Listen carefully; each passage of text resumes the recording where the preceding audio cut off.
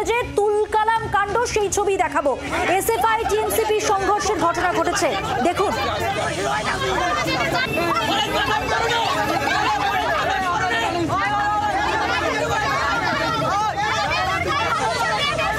Counselling ঘিরে কলেজে অশান্তি, দুপক্ষের মধ্যে হাতাহাতি, ধস্তাধস্তি।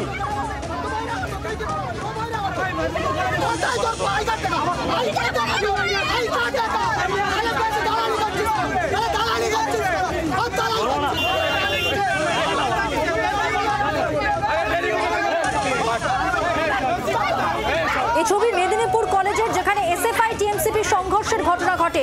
শুরুতে বচসা হয় এবং তারপর দুপক্ষের মধ্যে হাতাহাতি, ধস্তাধস্তি, সেই ছবি দেখছেন। কাউন্সেলিং চলাকালীন এই অশান্তি। এসএফআই টিএমসিপি বচসা এবং সেই বচসা শেষ পর্যন্ত হাতাহাতিতে গড়ায়।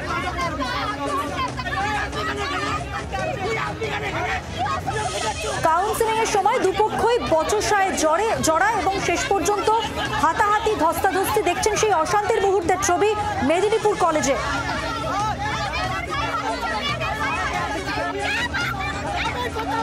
প্রতিনিধি চম্পক দত্ত রয়েছেন টেলিফোন লাইনে। চম্পক, কি কারণে এতটা উত্তপ্ত হয়ে উঠল পরিস্থিতি?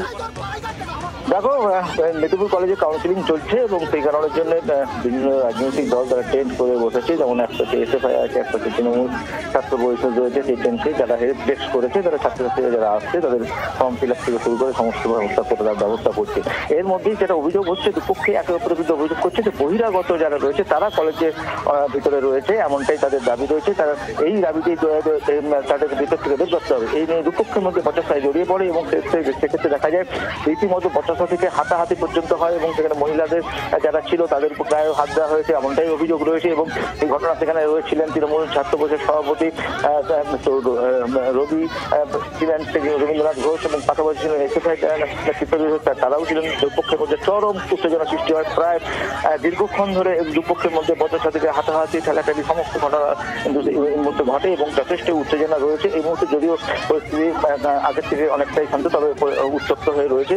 শুধুমাত্র কাউন্সিলিং এবং বহিরাগত যারা ছাত্রছাত্রীরা রয়েছে তারা ভিতরে রয়েছে, এমনটাই একে অপরের বিরুদ্ধে অভিযোগ তুলেই কিন্তু এই গন্ডগোলের সূত্রপাত হয় এবং যথেষ্টই উত্তেজনা রয়েছে এই মুহূর্তে মেদিনীপুর কলেজ চত্বরে। ধন্যবাদ চম্পক। কথা বললাম প্রতিনিধি চম্পক দত্তের সঙ্গে। কলেজের রানিং স্টুডেন্ট একটা মেয়ে, সে কলেজে ঢুকতে যাচ্ছে, টিএমসিপিরা তাকে এমন ভাবে জোর জবরদস্তি করছে, সে কান্না করে ভেতরে ঢুকতে যাওয়ার চেষ্টা করছে। নিউট্রিশন ডিপার্টমেন্টের প্রজেক্ট ছিল, মেয়েটাকে প্রজেক্ট জমা দিতে এসেছিল ম্যাডামের সাথে দেখা করে। সেটা এমন ভাবে চেঁচামেচি করছে, মেয়েটা কান্না করছে রীতিমতো। আমরা তাদের কাছে নিয়ে যে আমাদের স্টুডেন্টরা তাদেরকে বললো যে গার্ডকে কাঁদো, তাদের কাছে রীতিমতো ভাবে ভয় পায়। আর আমরা আজকে আমাদের রিভিউ ডেট আছে 11 তারিখ পর্যন্ত। তৃণমূল ছাত্র পরিষদ সবসময় সাধারণ ছাত্রছাত্রীদের পাশে আছে, আগামী দিনও থাকবে। কলেজে গত দুদিন ধরে ভেরিফিকেশন হচ্ছে, তৃণমূল ছাত্র পরিষদ সাধারণ ছাত্রছাত্রীদের সহায়তা করছে।